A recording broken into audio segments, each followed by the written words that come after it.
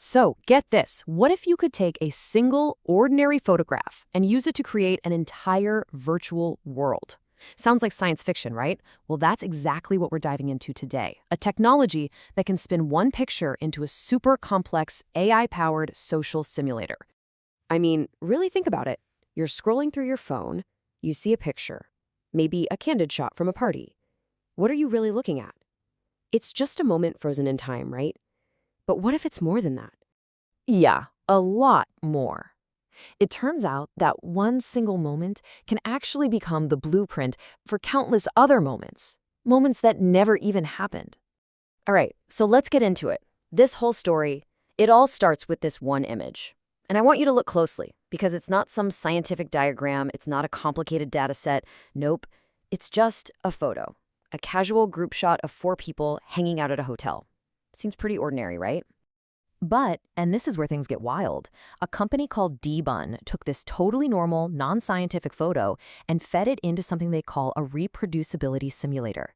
Now, their goal wasn't to figure out what was happening in the photo. No, they used it as a creative prompt, like a starting point, to generate a whole world of synthetic but totally plausible social data, completely from scratch. Okay, so you're probably thinking, how is that even possible, right? How do you go from a simple JPEG file to a living, breathing virtual party with people talking and moving around? Well, the answer lies in a really powerful simulation technique. It's called an agent-based model, and according to the docs, it was the most natural fit for this. Just think of it like a game of The Sims. You create these little digital agents, in this case, our party guests, and you give them a set of rules on how to behave. The key is you don't script out what's going to happen. You just set the rules, hit play, and watch what kind of social dynamics just emerge on their own. And this, to me, is where it gets really fascinating. Because remember, that photo didn't have any real data in it. So the AI had to literally invent the fundamental physics of this little social universe. It had to make up all the rules for how people behave at a networking party.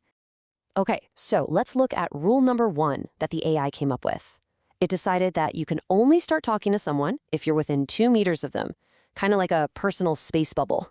Why 2 meters? Who knows? But it's this super specific assumption that becomes a fundamental law of this digital world, controlling every single interaction. All right, rule number 2. The AI programmed in a concept that I think we can all relate to: social energy. You know that feeling? Every little person in this simulation starts with a full social battery, but as they mingle and chat, it starts to drain. It's such a clever way to model a very, very human feeling, and it makes the whole thing feel so much more real. And it gets even more granular. For rule number 3, the AI just decided that the average conversation lasts exactly 8 minutes. I mean, think about that for a second. Not around 5 to 10. Nope, a hard 8 minutes. It's just one more made-up number, but it gives this entire digital party a very specific rhythm. So here's the thing you absolutely have to remember. The AI invented 15 of these rules in total, 15 core parameters. We're talking everything from how fast people walk to how appealing the bar area is. And not a single one of them, 0, came from the original photograph. They are all just smart, AI-generated assumptions. Okay, so this is where the model stops being just a cool trick and becomes a powerful creation engine. Because once you have all those rules locked in, you can start playing God, basically. You can ask, what if? You can tweak the variables and run completely new scenarios just to see what would happen. Take a look at this, for example. It's a perfect illustration. On the left, we've got a simulation of a small, cozy gathering, just 20 people. The model says, hey, there's a really high chance everyone will get to connect. But then on the right, we've cranked it up to a massive conference mixer with 200 people. Suddenly, the crowd is way denser, and the chances of any 2 people actually connecting, it drops like a rock. You see? Same basic rules, completely different worlds. At this point, you're probably wondering, okay, this is cool and all, but why? Why simulate a party? And that's a fair question. But this isn't just some tech demo for fun. It actually has some pretty serious real-world applications. I mean, the potential here is pretty huge. Think about it.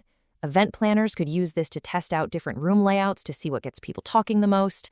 Social scientists could study how social networks actually form, but without having to do super expensive and difficult real-life studies. Even teachers could use these kinds of visualizations to explain really abstract ideas about how groups behave. And this right here, this is the payoff. This chart is the money shot. What you're looking at is 100% synthetic data that the model dreamed up. Along the bottom, you've got a personality score. Think of it as a scale from super extroverted on the left to super introverted on the right. And then up the side, that's how many connections each person made. So you can literally see a simulation of how personality might affect your success at a networking event. It's incredible. Okay, this all sounds unbelievably powerful, I know. But before you go off and play on your next party with an AI, we need to pump the brakes a little.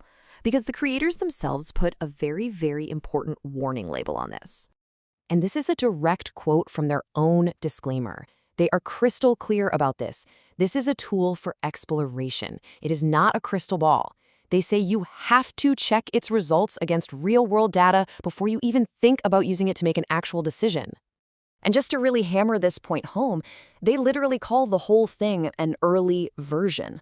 What this data shows is a plausible version of reality, but it is not reality itself. At the end of the day, it's a very sophisticated guess, a synthetic world that was sparked into existence by just one photograph. And that brings us to the big final question, doesn't it? We just saw how one casual, everyday photo can be transformed into this incredible engine for creating worlds that never existed. So if a single picture can do all of this, what else can? What other simple things out there are just waiting to be turned into a dataset?